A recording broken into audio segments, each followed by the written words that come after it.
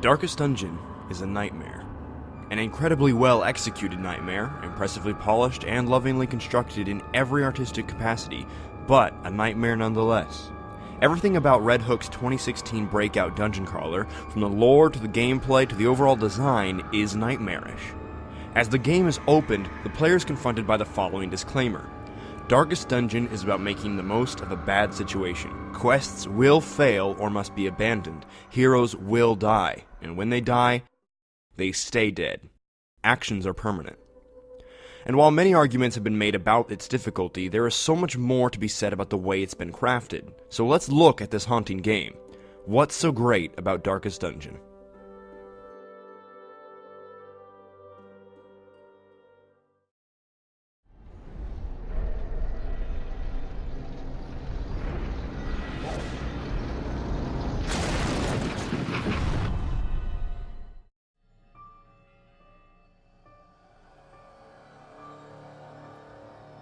To say that the writing and lore in Darkest Dungeon were inspired by Lovecraft would be far from an exaggeration.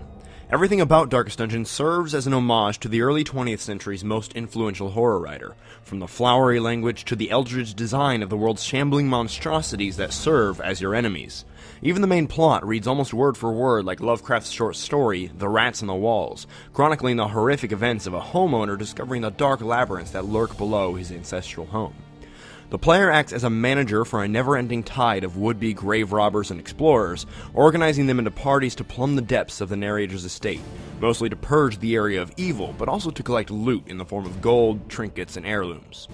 Leading parties through a series of ill-fated adventures, you'll be fighting minor bosses and clearing maps in preparation for the game's ultimate challenge, the titular Darkest Dungeon itself.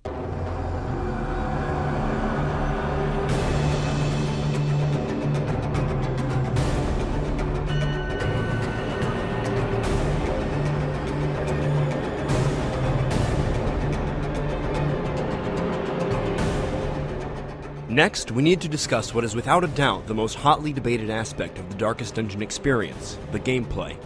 Every mechanic of the game is designed to be punishing. Darkest Dungeon's thesis is that adventuring, plumbing dungeons and killing monsters, is an inherently treacherous activity, something that nobody in their right mind could handle for very long.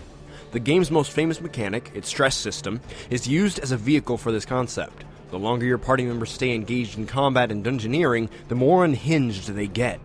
In true Lovecraftian fashion, any mortals who interact with the unknowable horrors that lurk throughout the cursed estate don't maintain their sanity for very long.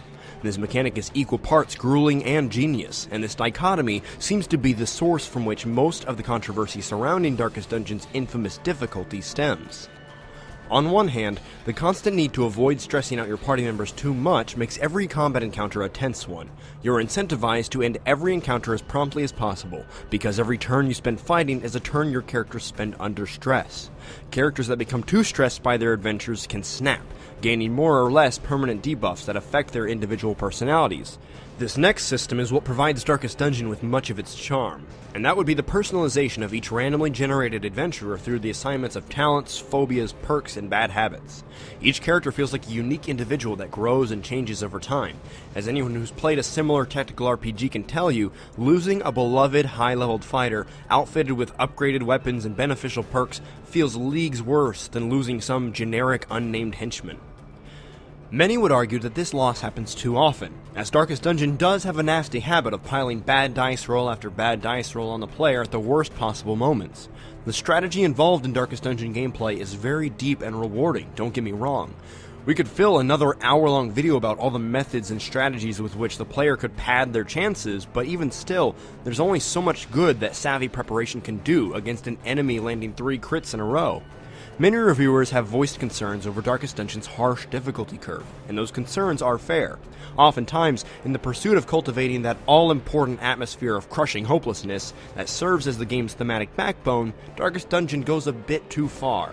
Building a good roster of strong characters takes hours of grinding and preparation, and while it makes sense within the thematic framework of the game for death to be a constant possibility, even for the strongest mortals, it's just objectively frustrating to lose hours of work to freak chance.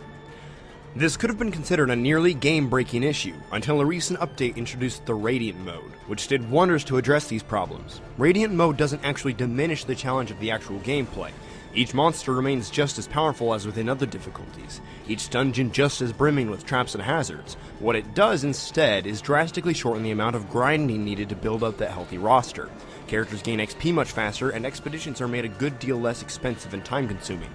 Thanks to this fix, Darkest Dungeon joins the ranks of games that make for arguably better experiences when played at a lower difficulty instead of a higher one. Make no mistake, even within Radiant mode, Darkest Dungeon represents a very strategically dense experience with plenty of challenge to be found. But playing at this more forgiving level allows the player to truly enjoy all of the hard work and care that Red Hook very visibly poured into the making of this game. Without the constant threat of chance-based catastrophe, one is free to enjoy piecing together the game's lore, learning its environments and enemies, and tinkering with different party compositions and trinket loadouts.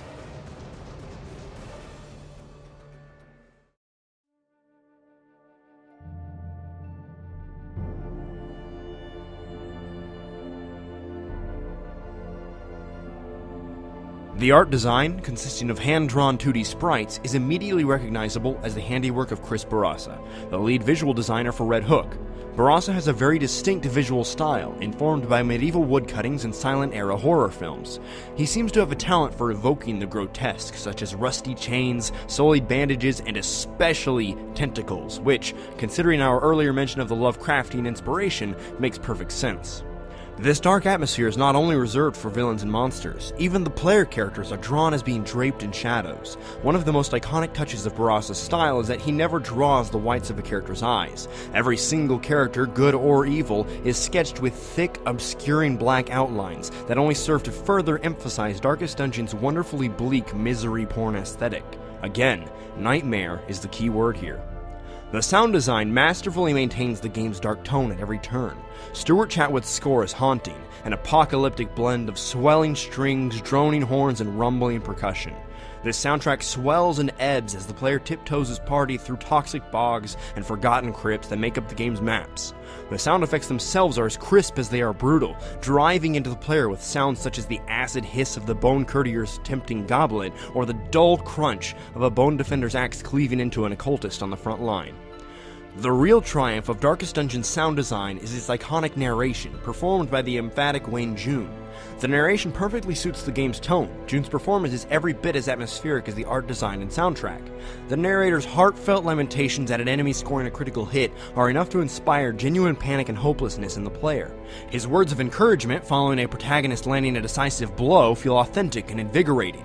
It helps that the lines provided to him are wonderfully pulpy, written with Lovecraft's infamous love of the thesaurus in mind. Sure, some of the writing may sound overtly flowery, but that doesn't change the fact that hearing June roar, "Executed with impunity," after a successful encounter can be extremely satisfying.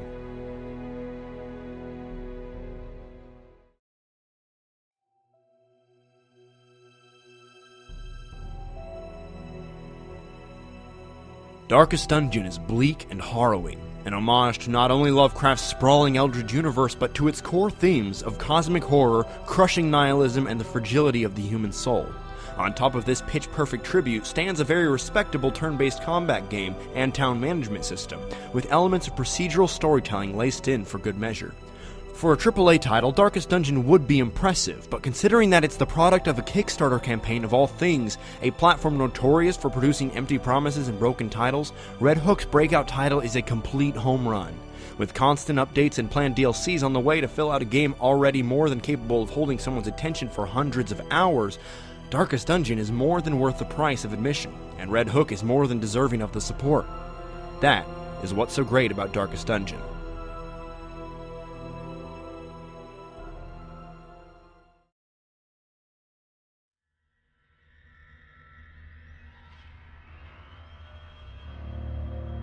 Thank you all for joining us on this episode of What's So Great About Gaming as we plumbed the depths of Darkest Dungeon. If you have a favorite series or a single game that you think is great, leave a comment of your choice and we'll look into it. If you feel there's something about Darkest Dungeon that didn't get enough attention, let us know. We'd love to discuss it with you. By the way, if you want to keep up with updates or hints about upcoming episodes, you can find us on Twitter at WSGA Gaming. Thanks again for watching. Now go play a great game. We'll see you next time.